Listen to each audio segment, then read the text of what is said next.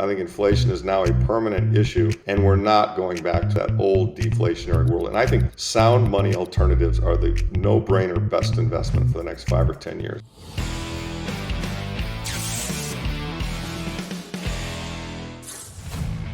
Please join us for our next live stream Sunday, February 27th at 9 p.m. Eastern. We'll go over current events, past guests, and of course, gold and silver news. Once again, our next live stream will be Sunday, February 27th, 9 p.m. Eastern. See you then. Hello again, everyone, and welcome to another edition of Silver Bullion Television, SBTV. I'm your host, Patrick Vieira. Lawrence Lepard of Equity Management Associates, LLC, joins us today. Equity Management Associates is a private investment partnership which pursues investments in gold and silver mining companies that are at all stages, production, development, or drill story. Mr. Lepard has focused on this area exclusively since 2008 and has over 60 million of AUM. He has a strong interest in private placement and private company transactions, as well as larger companies, and has a strong interest in monetary metals and stores of wealth. And we're delighted to have Lawrence on as a first-time guest. It's time to saddle up and silver up for Lawrence Lepard. Lawrence, welcome to SBTV. How are you doing? I'm great. Thank you, Patrick. Nice to be with you. Glad to have you on. It's our first time we get to speak with you, so I'm pretty excited about that. And first thing I got to ask you, you're well known for having that phrase. I see it all over on Twitter, fix the money, fix the world. What got you to come up with that phrase, and what does it exactly mean to you? Yeah, I can't claim originality. I think I might have seen it and stolen it from somebody else. I don't know, but I've obviously pushed it. It's one of those memes that got out there, and I believe it very strongly. I think that if you look at kind of what's going on in our world today, we're in kind of a fourth turning, and there's a lot of change taking place, and things are kind of messed up in a lot of ways, we all know. And I think at the core or the base of all of that is this unsound money environment that we live in, and printing money. And so when the money is corrupted, as our current money is, it leads to everything being corrupted. Politics are corrupted, business is corrupted, prices are corrupted, etc. And so I believe that if you kind of want to drain the swamp and make, the world a better place, you start by returning to sound money. And the money is broken. And so we're not on a sound money system. We're on a fiat money system that's been very abused, as you know, and as probably most of the people listening to this know. And so, returning to a sound money system, I think, would solve a lot of the world's problems. Unfortunately, the percentage of the people who really know that and understand that is still a small percentage. And that's our job. That's why you're doing this, this video, and that's why I push it on Twitter and everything else, because I think it's going to become more and more obvious, hopefully, and then we will fix the money. And when we do fix the money, things will be much better on the other side. But right now, the money's still broken, and a lot of the problems we have, I think, stem from that. All right, so safe to say you're about sound money. You are into mining sound money. When did you say this is the direction I'm taking my personal life and business life, aka when did you become radicalized?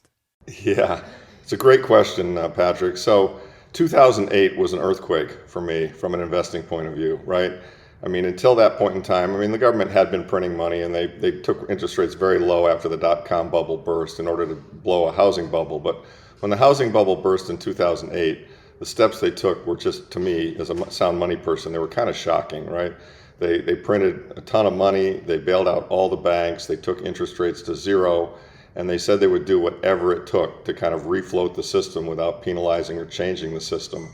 And so as a result of that, there was a lot of unsound money injected into the system. And so what I did was, my business had been for many years investing in growing equities, technology-based generally. And it became very clear to me, though, that as a result of the 2008 crisis, that the environment had really changed, that they were now going to print with almost no limit. And so I did a pivot, actually, and I said, okay, this is probably a bigger and more important theme than the technology theme. I'm going to get involved in the sound money theme, because we all know that ultimately when they print money, they debase the currency and you have inflation. And so I moved, and I didn't know much about gold and silver mining companies, but at the time, Bitcoin was just started in 2008, so I had no idea that was around. And so I moved into gold and silver mining companies exclusively, and I found a guy who was doing a good job of picking those stocks. I put some money with him, and he taught me the business. And so I became a gold and silver mining investor in '08. late '08 and 2000, really 2009 because the crisis was in the fall. And so in 2009 and 2010, I did extremely well as all of those stocks went up, and I was up 40% a year both years. And then 2011, I started doing well, and there was a correction in the gold and silver space. And 2011 and 2015, as we all know, was a pretty rough time to be an investor in this area. And I couldn't understand it. I didn't know what they were doing. I was very puzzled. But I'm kind of a stubborn person, a long-term thinker, and I knew that ultimately we'd be right. But we had to suffer a very big midterm correction, as we all know. Gold went from 1900 in 2011 down to 1050 in 2015. It was brutal, right? And yet I persisted, and there were some benefits that came out of that. It forced me to get in great physical shape because I wanted to be sure I was around to see the next leg up, which of course we're now in. So, but it was the 2008 crisis that started it. And what I find so interesting is that this crisis we're in now is just 2008 on steroids. I sent a tweet out a month ago or so, which showed that in the 2008 crisis, we created roughly $3 trillion of fiat money through QE and money printing, but it took 3 years to do it. And when the COVID thing broke in March of 2020, we printed $4 trillion and we did it in 6 months, or maybe a little more than 6 months. And so the sound money problem is becoming more and more acute, and it's happening more quickly. And I believe we're headed toward a conclusion, which I think is going to be kind of some form of failure of the existing fiat money system, because there, as I like to say, another phrase I borrowed it from Max Kaiser, as I like to say, you can't taper a Ponzi. I mean, the system requires continued money creation or else it collapses. And so, they say, Powell very interestingly now says, well, we're going to taper, we're going to raise interest rates. And I believe he will as much as he can. But, I also believe that when he does, we'll have a very, very severe market correction. And of course, then they'll have to reverse their policies, because they'll be back to where they were, which, is like March of 2020 when there was no bid for the U.S. government bonds. And they can't have that happening. So the sound money theme is important. It became important to me in '08. And it's getting to be more and more important, and it's happening more quickly now than it did back then. It was a long period from '08 to present, but things are happening more quickly now, as I see it. Equity Management Associates, which you founded back in 2006, has a focus on investing in companies which mine monetary metals, that being silver and gold. Is that focus part of the fix the money, fix the world ideology, or are monetary miners really a good space to be in?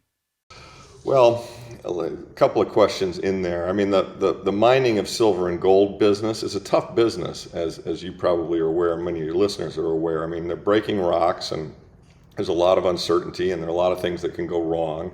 And, we're talking about geology, and so how good is a deposit? It's always a little bit of a question. So it's not a simple business, but frankly, the prices of the company support the fact that it's not a simple business. They don't trade at premium multiples of cash flow the way maybe a recurring revenue software business would. But it's an important thing because, one, particularly in the silver area, there's an ESG need for it, and there will continue to be for years and years and years. And there aren't big silver stockpiles, and as silver bullion guys, this. I mean, the silver guys kind of live hand to mouth, and yet we need silver for solar. We need it for a lot of different industrial and electronic applications. So the silver business is a key business that will always exist. The gold business is the same way, but with a slightly different slant, in that a lot of it gets used in jewelry, and the balance gets stored as a form of wealth preservation. So, but mining is a difficult business. Let's not kid ourselves. Having said that, the miners right now are extraordinarily cheap, and in my view, do you want to buy miners and hold them for 40 years? No, you don't. But there are times when they are very much the right thing to hold. When you're in a bull market for gold and silver, the miners help you to multiply the gains in the underlying metal, because what they represent is a stream of gold and silver production that in many cases lasts multiple years, sometimes decades. And so you buy the metal, you buy silver, you buy gold, you put it in a vault, nothing happens to it, doesn't grow or change. It's kind of, it's wealth preservation, but it's dead money. You buy a miner, and it's going to give you a stream of silver or gold for years and years, if it's a good one. So, it's a good business in that respect, if you're careful in how you choose them and if you have enough diversity in your portfolio. Okay, you know, because it's often said when you buy a miner, you're not necessarily buying the underlying metal, you are buying management. How true is that statement, though? And should people automatically think if the gold price goes up, my gold mining stock will go up? It's a very true statement. I mean, there are, I mean, they some people say, well, these are non-expiring call options, with no premium, which isn't completely right because the premium is the equity dilution that they need if they're not generating cash flow. But yeah, certainly good management is one of the most important criteria in selecting a miner. Having said that, there are companies which only have mediocre management, but they have so much metal in the ground, and they sell at such a fraction of the value of that metal that they're worth buying because one can say, okay, eventually good management will arrive at this situation and turn it into a revenue stream. I mean, there are literally companies out there that have billions of dollars of in the ground value in their metal, and they're trading at $30 million market value. So, now the why? Because it's going to take a smart management team. It's going to take time, and it's going to take capital spending to turn that in the ground metal into cash flow.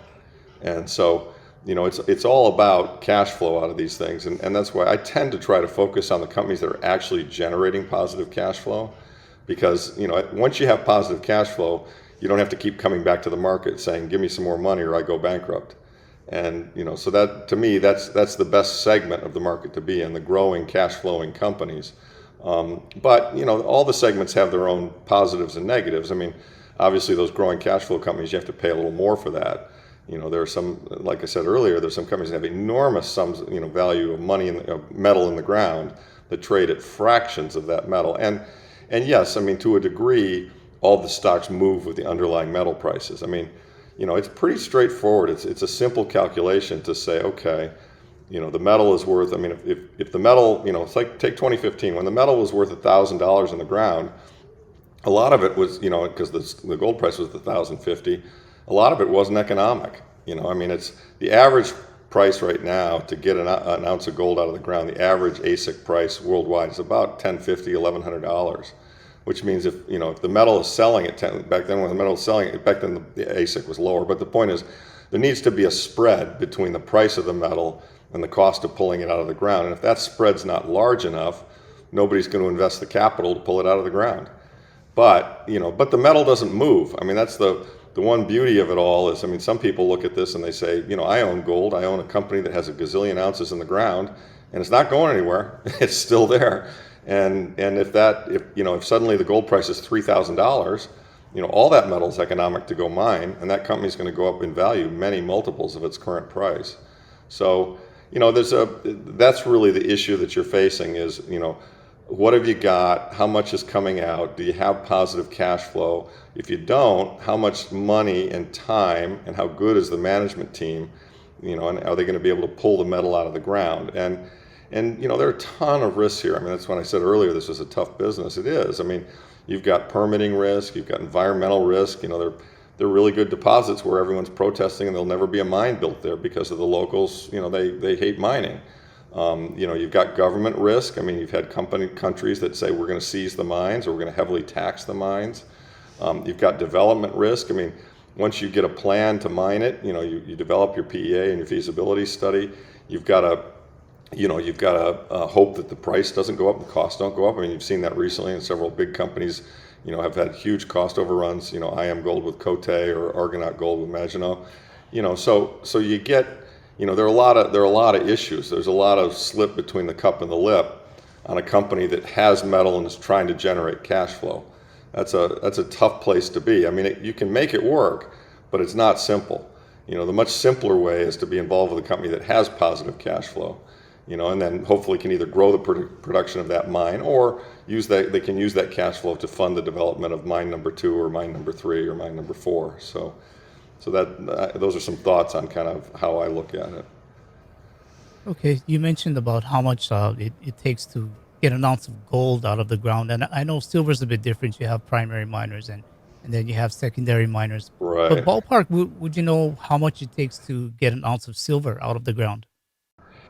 Yeah, you might know that better than I do. I haven't looked at the silver numbers recently. I mean, I think average ASICs are in the high teens right now. I could be wrong about that, but I think they kind of tend to average in the high 18, 19, $20 an ounce. So there's not a lot of margin. And as you point out, they're primary and secondary. A lot of times the silver being produced is a byproduct of something else. So, you're mining copper, you happen to get silver, and so there's a lot of kind of mixed economics. What's the copper price doing, right? But yeah, no, but in turn, I mean, the thing about silver, the margin right now is probably lower than the margin. It is lower than the margin on gold. But the flip of that is silver, when things move in a bull market here, silver moves much more quickly than gold. I mean, we could see silver at $50 in a year or two. I fully expect that we will. And that's a double. Today, gold at 1,800. I don't think we're going to see gold at $3,600 within 2 years. I mean, I think we'll see it at 2,500 within 2 years, but not, I don't think it's going to double in 2 years. So there's more optionality and upside in silver. There's a lot more volatility, right? You know that because you're in the business. Uh, Larry, with the miners, you talk about buckets. You have the drill story, the developer, and the producer. Can you describe each bucket, and this not being advice, why an investor needs to know which bucket he is in when he chooses a miner? Yeah, that's a great question. Okay, so let's go from safest to most risky, right? So the safest is a producer, right? I mean, the good news about a producer is they've got a mine, they've spent the capex, they've got a deposit, and they're mining it, and hopefully they're generating positive cash flow. Not everybody is, but most of them are. And the good news there is you've got things you can touch and feel. How long has this been running? How big is the deposit? How many years is it going to run? Are costs going up or down? I mean, there's all kinds of stuff that tell you about their producer. Have they got another mine coming on? So the producer bucket is a very safe or relatively safe bucket compared to the other two buckets. And what I look for is will production increase over time? Is the mine life long? Are the grades high? Are the margins high? I mean, some people have ASICs in the $600-700 range, which is really great because you have a huge margin. So producer is safe bucket number one. And frankly, most mining investors should just stick to this area because it's, as I say, it's safer. Maybe not as much upside, but it's safer. Okay.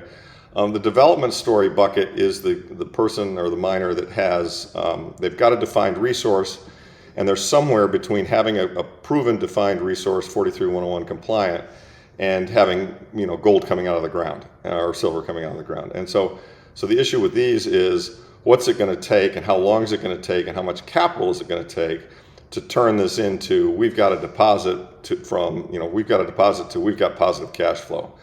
And if the valuations are sufficiently low in most cases that if they turn we've got a deposit into we have cash flow, you might go up 3, 4, 500%. Okay, that's the good news. The bad news is they've got to dilute you to get it to positive cash flow, and that could take a couple of years to get there. And Murphy's Law really applies, right? Everything can go wrong. I mean, the locals can protest it, the capex can blow out, as I just talked about. There are 101 things that can go wrong. Even once you get the mine running, originally the grades don't look that great, and they're not what you had projected. I mean, we've seen this. I mean, Victoria Gold had this problem. There have been a lot of mines where you model it to work a certain way, and then you actually go and you mine it, and it's like, oh no, it's not as good as we thought it was, right?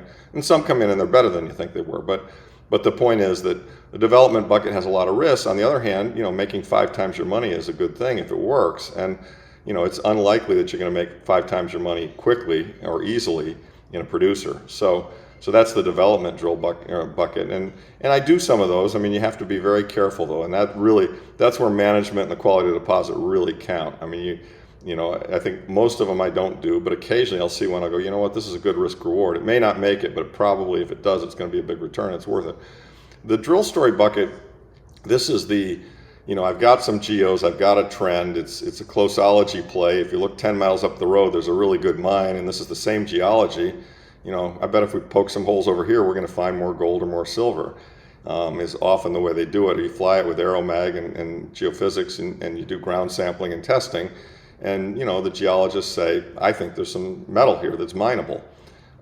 And of course, these have the developers have no cash flow, but these really have are really in need of money because they generally have a very low valuation, and the money is literally just going to be spent to drill, and then they're going to need more. So you're going to get kind of continually diluted in these.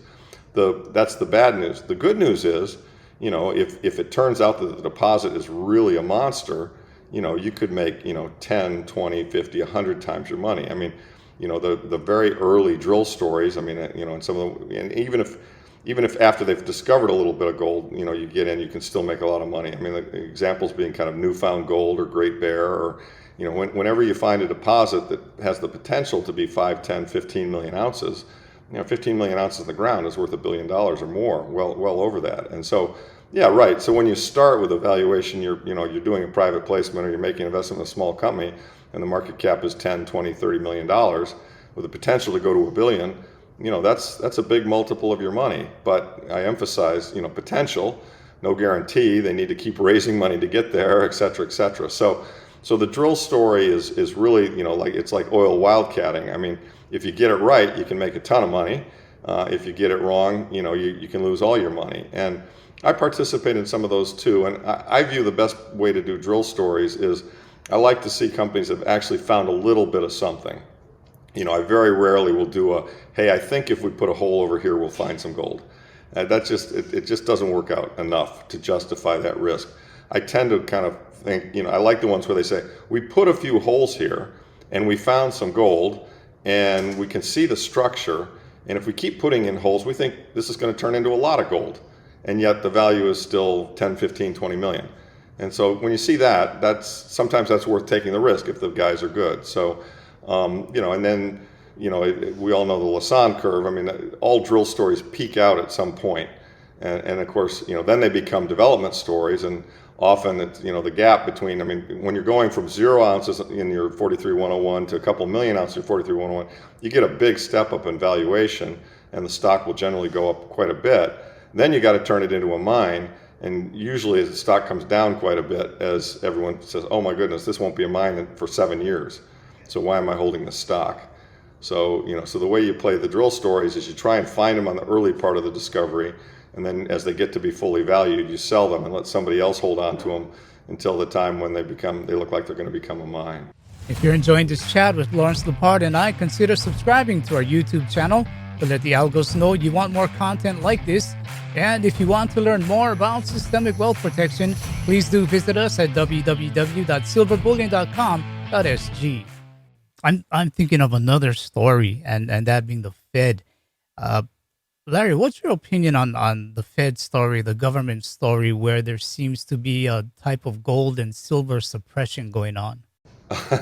Yeah, in my mind, there's very little doubt about this. I've been watching this area for a long time, and I've got the evidence to show that, there's a huge unallocated paper gold balance in the gold market.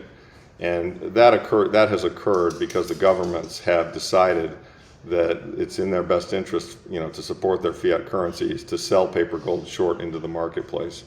And so if you were to take the gold price today and compare it to the amount of gold the U.S. has as an example, and say we were going to go back to the gold standard like we were on in 1971, the price of gold today should be $32,000 an ounce, and it's at $1,800, right?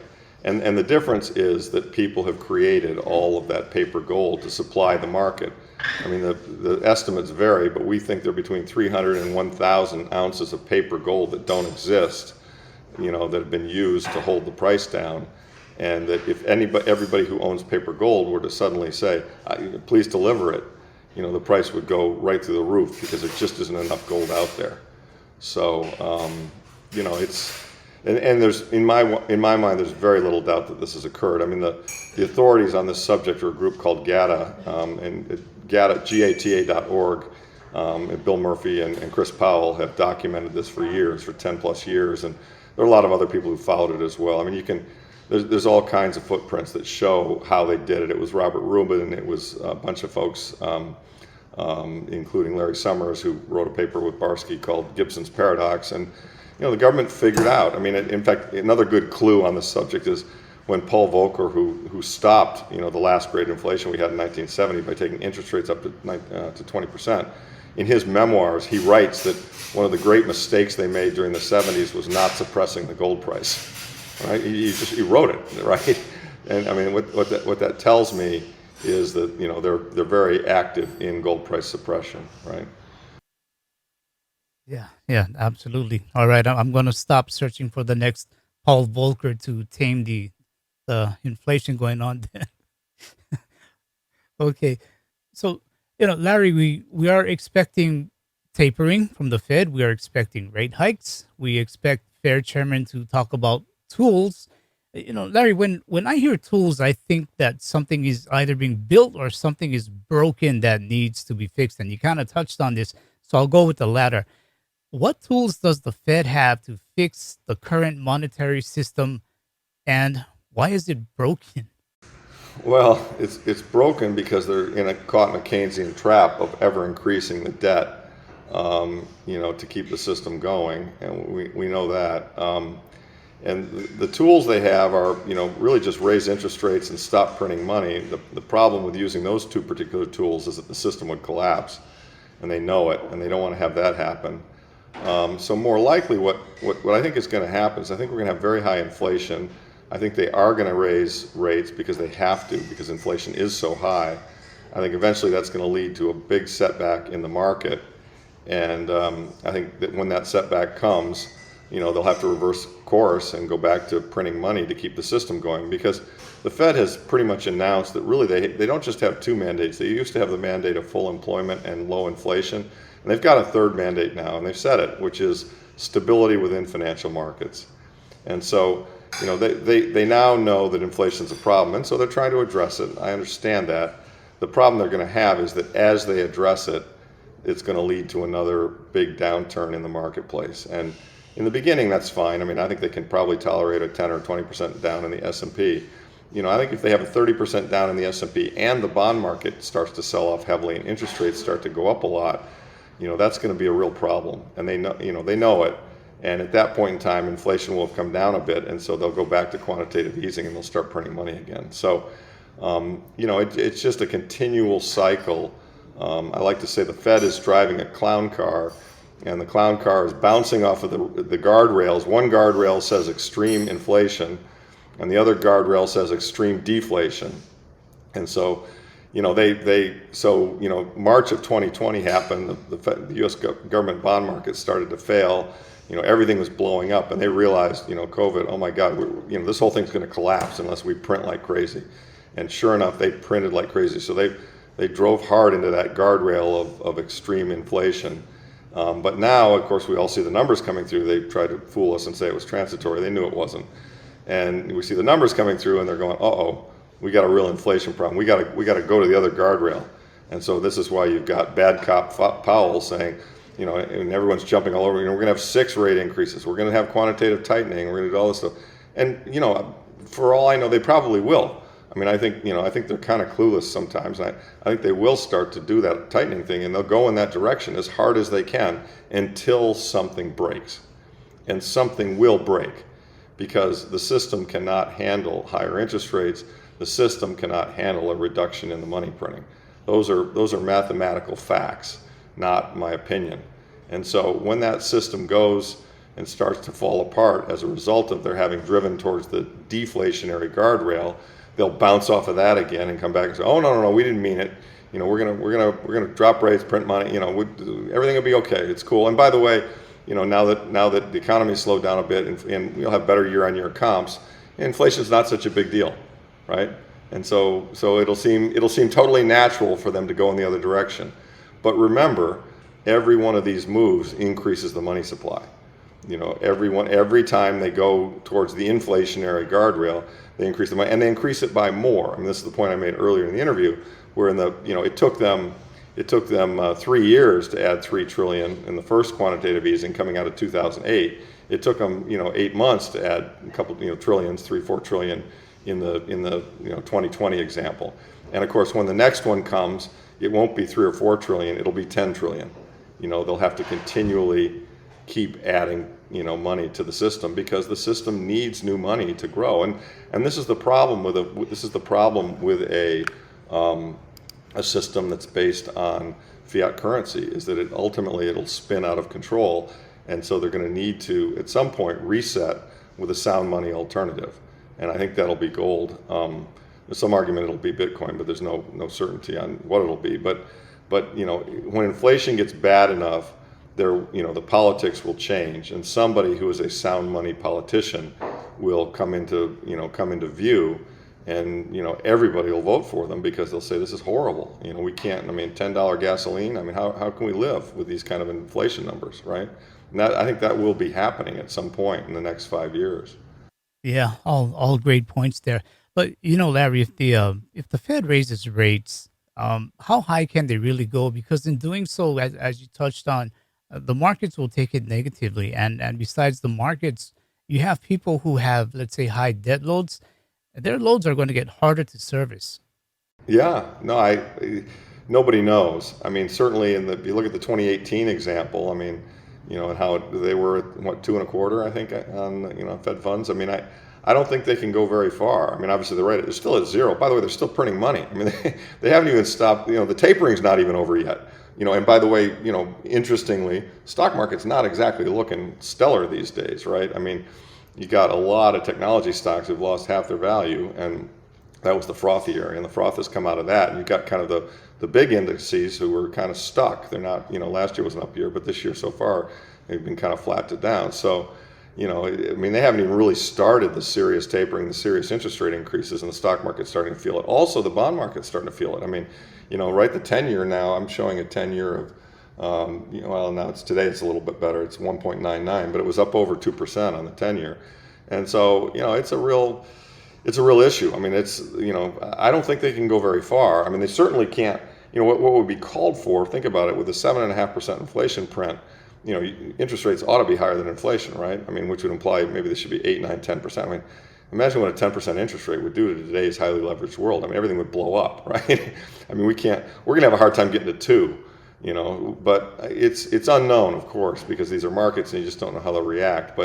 But suffice it to say that raising interest rates and tightening the money supply, or trying to slow down the growth rate of the money supply, is not going to be a good thing for the stock market or the bond market.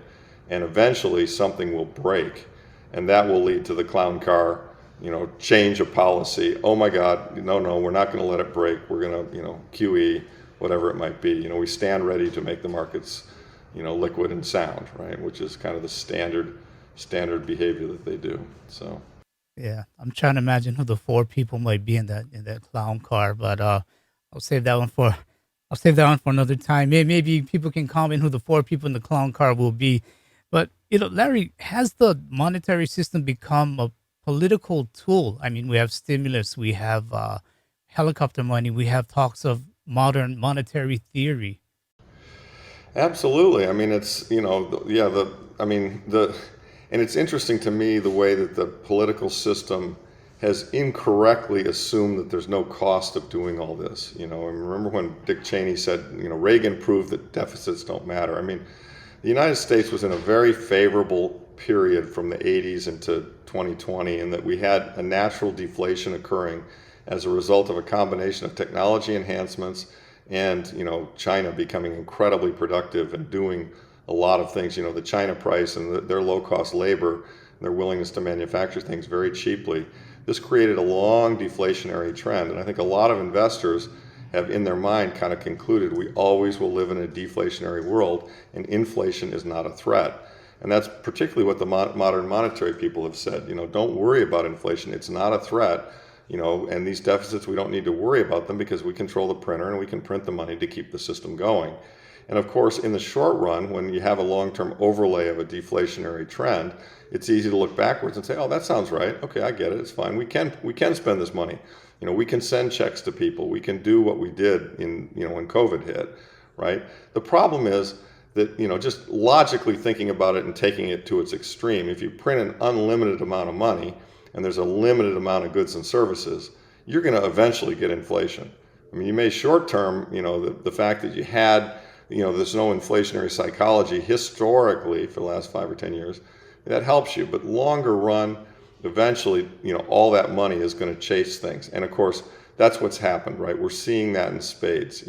Housing prices are up 20% year on year. That's higher than it was during the housing bubble, right?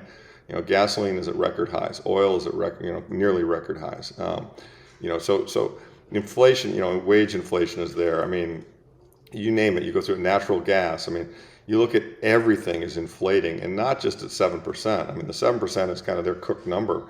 There are actually a lot of numbers are going up much higher than 7%. So, I would submit that turn has occurred, and we're not going back to a low inflation world. Now, from time to time, year over year comparables, we might have lower rates of inflation than 7.5. We might see 5 or something. Who knows? But it's not as though we're going to return to that old deflationary world. And I think that's what the investment world is wrestling with right now, because you see in these 5 and 10-year inflation swaps, people still think that we're going to go back down to 2 or 3% inflation. I don't think we're ever going to see that again.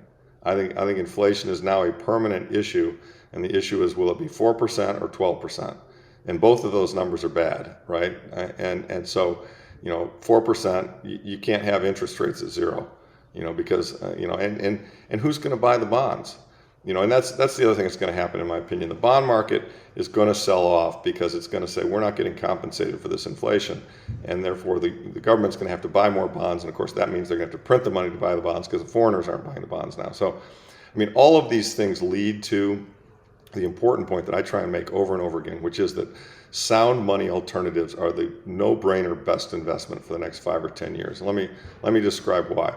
There's 450 trillion of fiat money investment, in the world today, round numbers. Okay, what do I mean by that? The total size of the world's stock markets, bond markets, and money markets, cash markets, is $450 trillion. Okay, so that's the bulk of financial wealth. There's also real estate. Leave that aside, and there are other things. Okay, fine. There's $1 trillion worth of Bitcoin. There's $1 trillion worth of gold and silver stocks. There's 10 trillion of gold, but about 5 of it is trapped in jewelry, central banks, and museums. Okay, so really only 5 of it trades, bullion, coins and bullion, right? So 5 trillion of gold, 1 trillion of Bitcoin, 1 trillion of gold and silver stocks. That's $7 trillion, okay? Those are all sound money bets. When you buy one of those 3 things, you're buying something that the government can't print, that they cannot debase, okay? So what happens when the 450 says, oh my goodness, my thing is getting hurt by this government printing, and this government printing is locked in and it's going to go on forever. I got to buy some of that 7. 450 trillion trying to buy 7 trillion. You think the 7 and the 7 trillion, the supply of it's not going to go up. Gold supply does increase 1.7% a year, but that's slow, right? What's going to happen? That 7 is going to become a much bigger number. And it doesn't take the whole 450 chasing it. I'm just guessing maybe 10% of the 450 kind of becomes aware of the issue. So I feel very strongly that within the next few years, we're going to see, gold at 2,000, 3,000. We're going to see silver at 40 to 70, and we're going to see Bitcoin in the hundreds of thousands. So, and these are all, in my opinion, sound money alternatives. So it's coming, it's coming.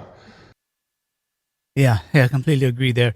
I guess along the way in the transition of when these things are coming, the next monetary system, it does look to be central bank digital currencies.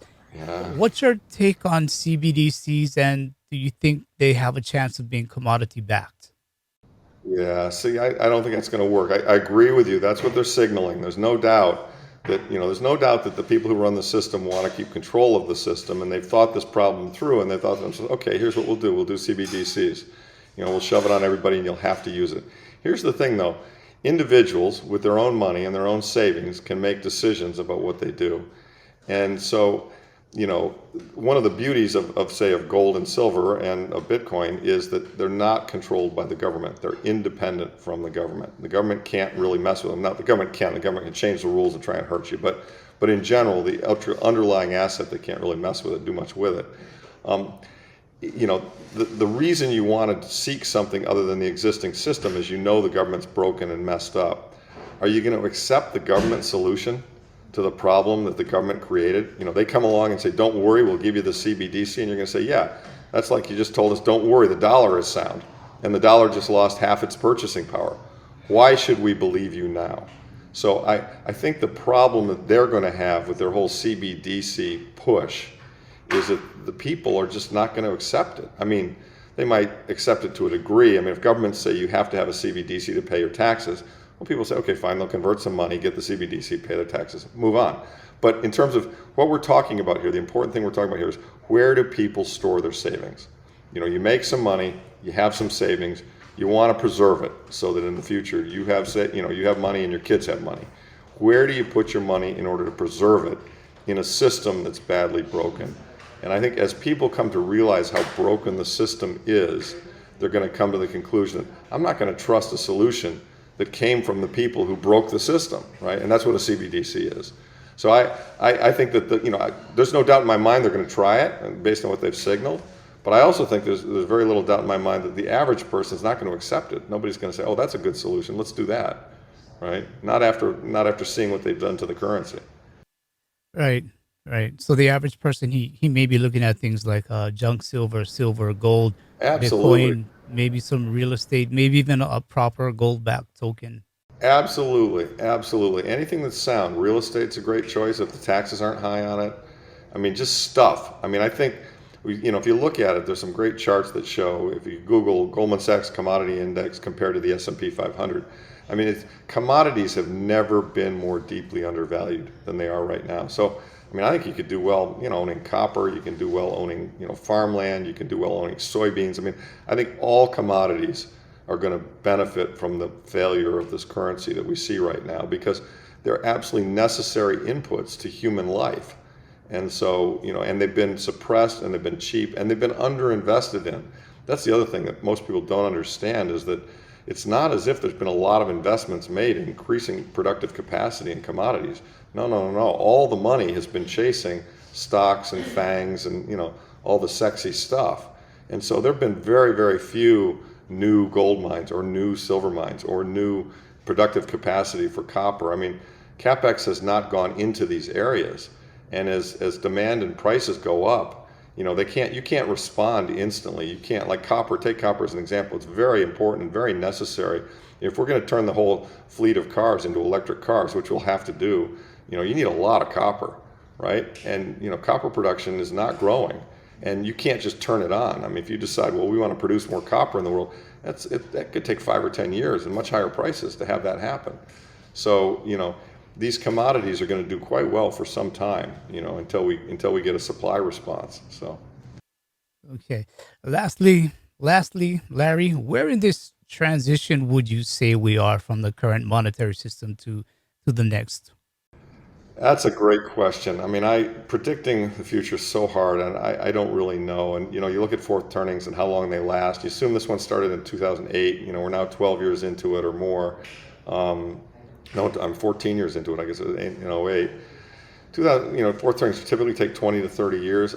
I kind of think we're in the middle innings. We're in the third or fourth inning of a 9-inning game, and I tend to think that a lot is going to happen between now and 2025, and it could all be over by 2025. I mean, we could have a new monetary system, a reset, failure as a result of inflation by 2025. I suspect there's a chance that they're able to walk this fine line between serious inflation and serious deflation, and maybe they can drag it out to 2030. Maybe it's another 10 years, but I kind of doubt they can get it beyond that. I think, you look at how fast the problems are piling up, and I think they've got a problem keeping it together more than 10 years. I think more likely it comes unglued within 5 years. So that's kind of my best estimate. But you should keep in mind that I've been wrong a lot, and also that in 2008 or 2009, I thought it was all over right then and there. I mean, part of the, I was absolutely convinced. In 2011, I was absolutely convinced that was it. We were going to have serious inflation, and the monetary system was going to fail. And, boy, was I wrong about that. So I could be wrong about this one too. But it seems like I am confident. I don't really know the exact pace, Patrick, but I am confident that we're on the right side of the bet. That people who are in the area that we're in, if you're making bets on sound money, I think it's the right side of the bet to be on. Will there be times when they'll steer the clown car towards deflation and things will be flat? Like it's been frustrating. Last 15 months, gold's gone nowhere. You got record. I mean, everyone calls me up, my investor comes and say, "Hey, hang on a second. Let me get this straight. We got record inflation and gold's not going up. What's wrong?" And it's like, well, they're steering the crown car. They're trying to talk about being tough on deflation. The market's believing them. Blah blah blah. So there'll be times, that when it won't look like it's working.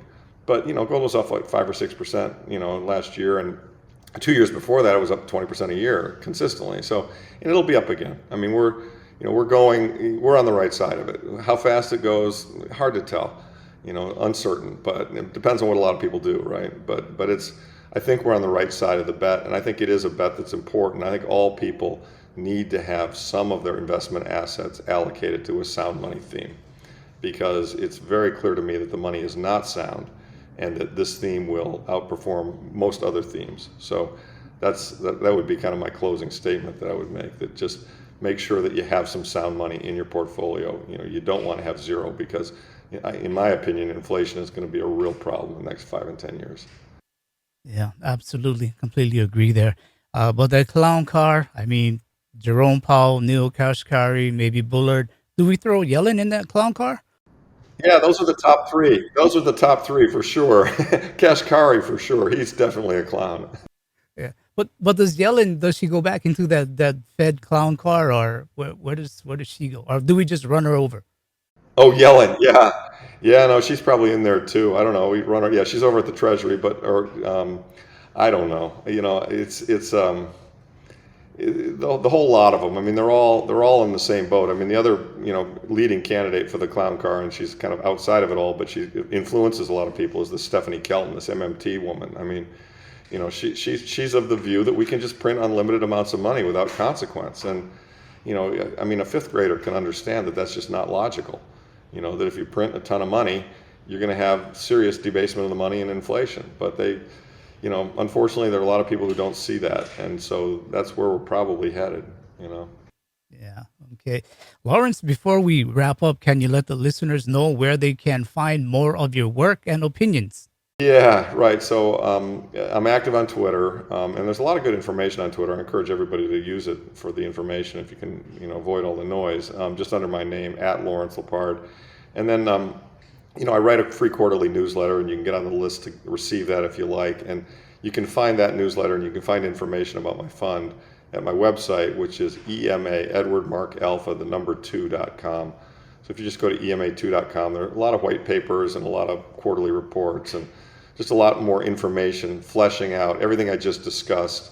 You can kind of read and understand in greater depth how we look at the issues. And I have a partner who's very good in helping me out in all this. And we have a decent sized fund, and it's got a good track record. We've been able to beat the GDXJ pretty handily, by picking good stocks. So, I view my role as trying to provide people with a good sound money investment alternative, and that's what we've tried to make the fund be. So, All right, Lawrence Lepard, it's been a pleasure talking to you. We appreciate the time you've given, and I hope we can do this again soon. happy to do it again, Patrick. Really enjoyed it. Great questions. You obviously understand the issues very clearly based on the questions you're asking. So, we enjoy being back on the show anytime. All right, thanks again, Lawrence. Appreciate it. That was Lawrence Lepard sharing his views on the economy, mining, and precious metals. To see the services Lawrence offers, please visit www.ema2.com. If you like this video, please give it a thumbs up, subscribe, and share to let the algos know you want to see more of our content. Audio-only versions can be found on iTunes and Spotify.